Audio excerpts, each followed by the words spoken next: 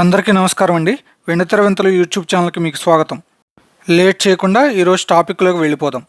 100 ఏళ్ల క్రితం ఒక చిన్న కలగా మొదలై నేడు ప్రపంచవ్యాప్తంగా ఉన్న సినీ ప్రేమికులను తన వైపు చూసేలా చేసింది మన తెలుగు చలనచిత్ర పరిశ్రమ.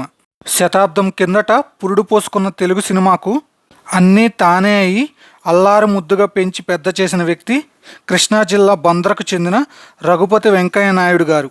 తెలుగు సినిమాకు ఈయన చేసిన సేవలు అనిర్వచనీయం, అసాధారణం. ఈయన స్టార్ ఆఫ్ ది ఈస్ట్ అనే ప్రొడక్షన్ కంపెనీని స్టార్ట్ చేసి మూకీ షార్ట్ ఫిల్మ్స్ నిర్మించి బర్మా, శ్రీలంక వంటి ప్రాంతాలకు వెళ్ళి అక్కడ ప్రదర్శించేవారు.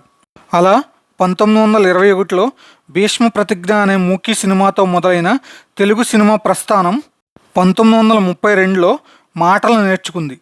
1963లో రంగులు అద్దుకొని మన ముందుకు వచ్చింది. ఇప్పుడు ఐమాక్స్ ఫార్మాట్లో వామనుడి వలె విశ్వరూపం చూపించనుంది.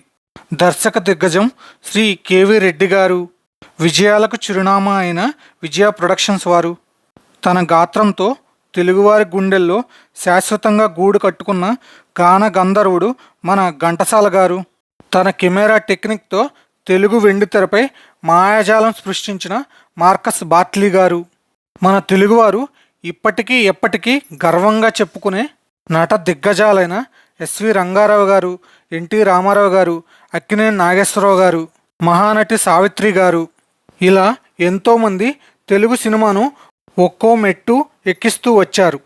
1921 నుంచి 1932 మధ్య కాలాన్ని silent era of Telugu cinema అని పిలుస్తారు. 1932 నుంచి 1947 మధ్య కాలాన్ని sound era of Telugu cinema అంటారు. ఆ తర్వాత నుంచి 1970 వరకు golden era of Telugu cinema అంటారు. 1970 తర్వాత commercial era of Telugu cinema మొదలైంది. సైలెంట్ ఎరా మరియు సౌండ్ ఎరా గురించి తర్వాత వీడియోలో క్లుప్తంగా మాట్లాడుకుందాం. ఈ వీడియో మీకు నచ్చినట్లయితే లైక్, షేర్, కామెంట్ చేయండి.